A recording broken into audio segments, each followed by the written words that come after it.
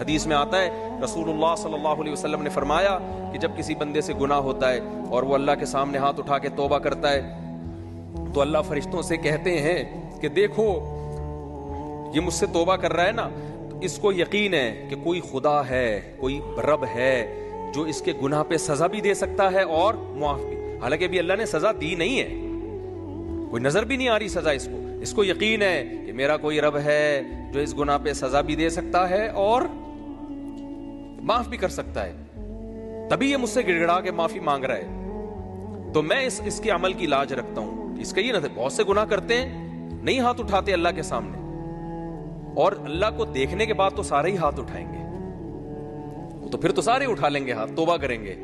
اللہ کہہ رہے دیکھا نہیں ہے اس نے، میری آیات پر ایمان لایا ہے، میری نشانیاں دیکھ کر، میرے پیغمبروں کی دعوت پر لبیک کہا ہے، تو اس عمل کی لاج رکھ کے میں اس کی توبہ کو قبول کروں گا۔ حدیث میں آتا ہے پھر وہ دوبارہ گناہ کرتا ہے، پھر دوبارہ اللہ کے سامنے آ کے معافی مانگتا ہے۔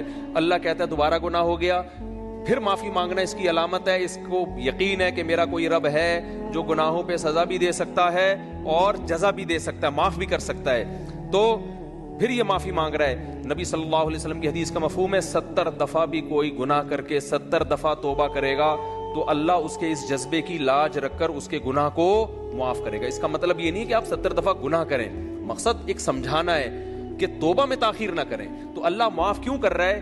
اس کے اس توحید والے نظریے کی بیس پر کہ اس کو پتا ہے کہ مجھے گناہ معاف کروانے کے لیے میرے پاس اللہ کے سوا کوئی آپشن نہیں ہے۔ تو توحید اللہ کو بہت پسند ہے، شرک سے اللہ کو بہت زیادہ نفرت۔ تو یہ 4